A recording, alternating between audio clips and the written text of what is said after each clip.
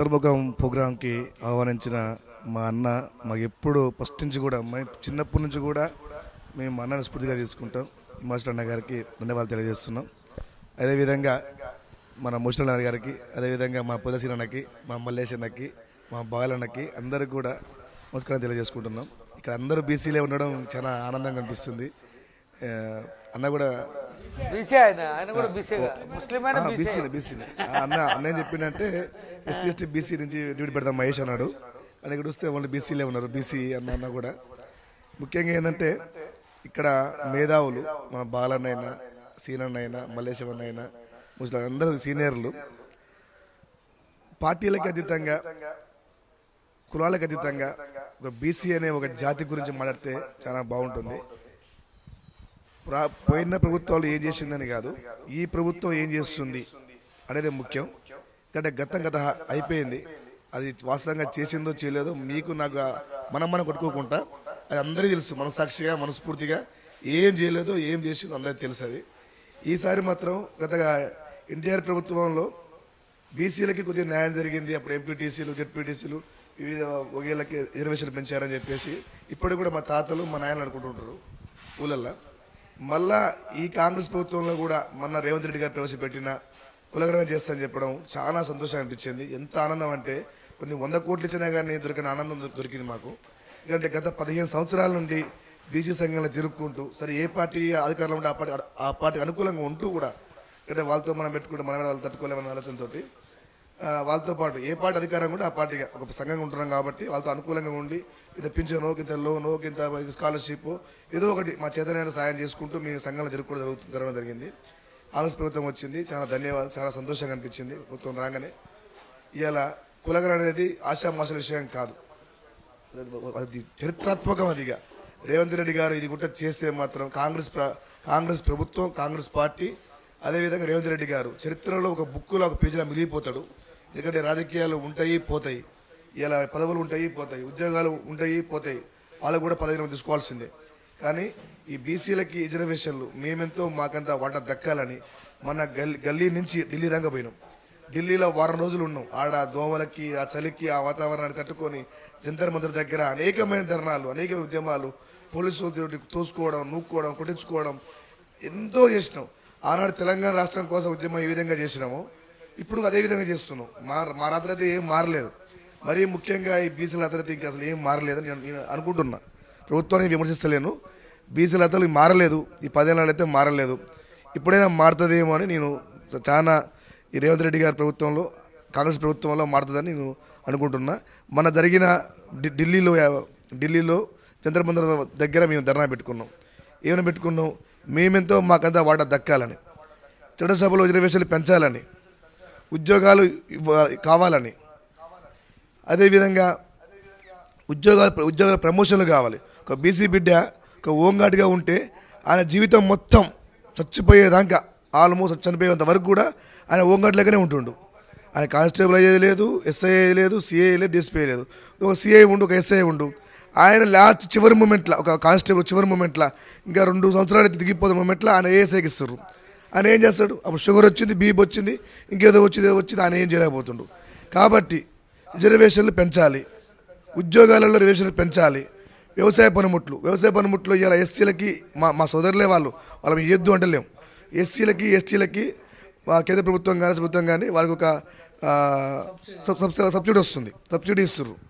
వాళ్ళతో పాటు బీసీలకు కూడా. ఎందుకంటే మేము కూడా ఈ రాష్ట్రంలో పుట్టిన బిడ్డలమే. మేము పాకిస్తాన్ నుంచి వచ్చిన వాళ్ళం కాదు, లేదా వేరే దేశం వచ్చిన వాళ్ళం కాదు.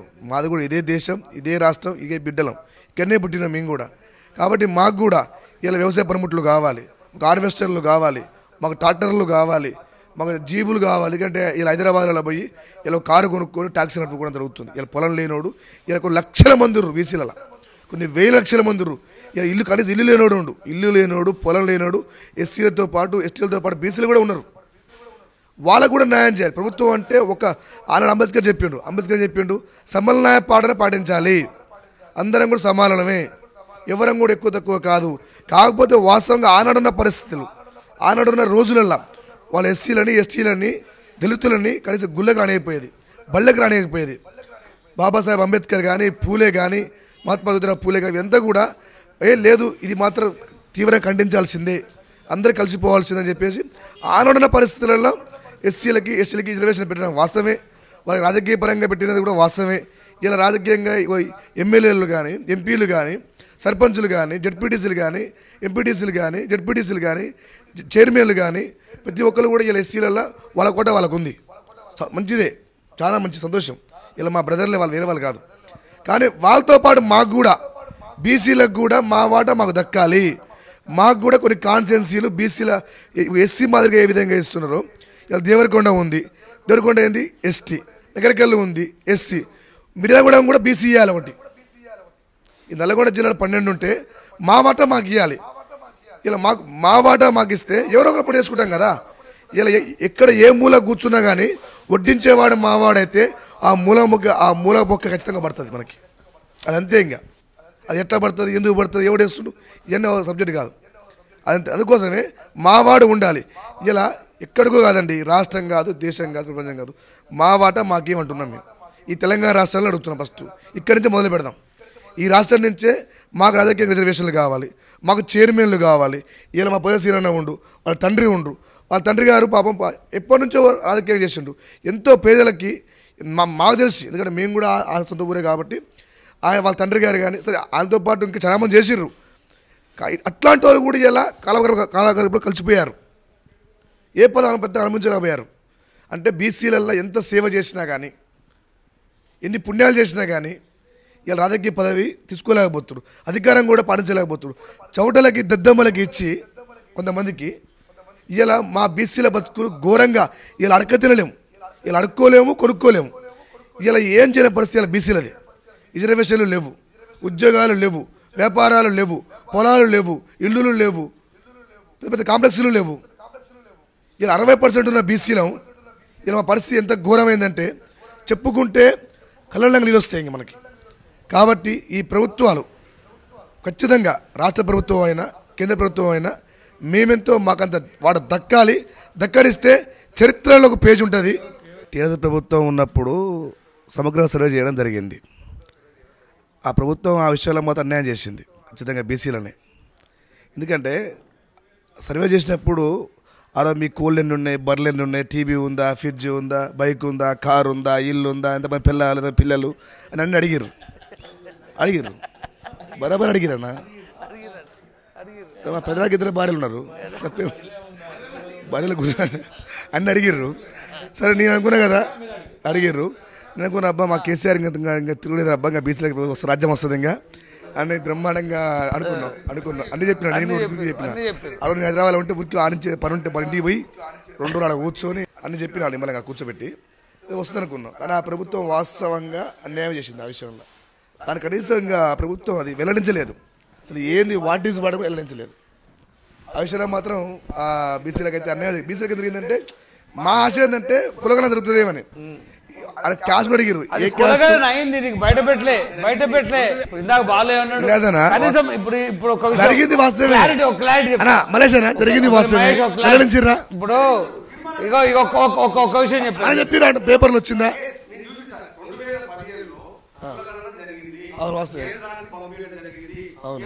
ఎంత శాతం చెప్పారు నీకు?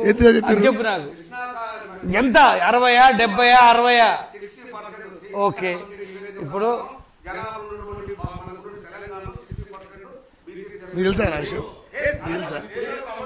అమలు చేయాలి. చూడలేదు, పంపించిన అన్నదే కానీ పంపించిన దాఖలాలు 60 మీరు అనుకో. ఎస్సీ ఎస్టీ 20 మీరు 60, దాని ప్రకారం చెప్తాం. 80% పోతే ఇప్పుడు రాజ్యాధికారులు ఏ శాతం వాళ్ళు ఇప్పుడు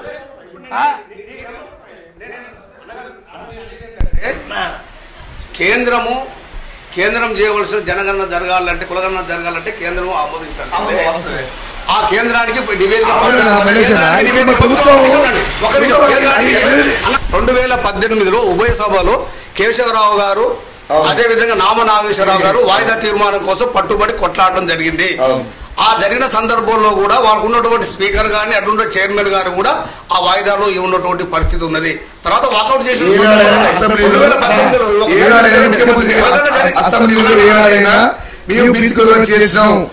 అని ఎప్పుడు చెప్పారా? ఎప్పుడు ఇచ్చారా? ఇప్పుడు 2010లో జరిగిందన్న, ఒకసారి తెలుసుకోండి మీరు. 2015లో టీఆర్ఎస్ ప్రభుత్వంలో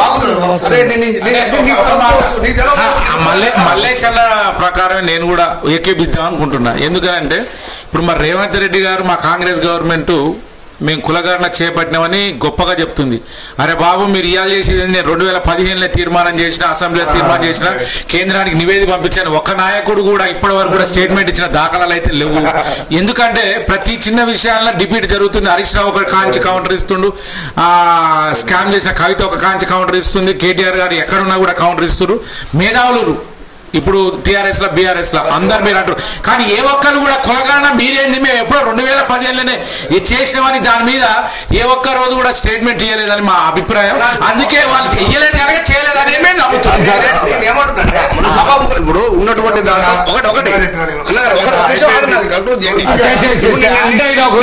అనేది ఏంటంటే కులగణన జరగలేదని మీరు అంటున్నారు. 2015లో జరిగిందని నేను అంటున్నా. 2015లో జరిగిన తర్వాత కేంద్రానికి పంపించారు, తీర్మానాన్ని పంపించారు.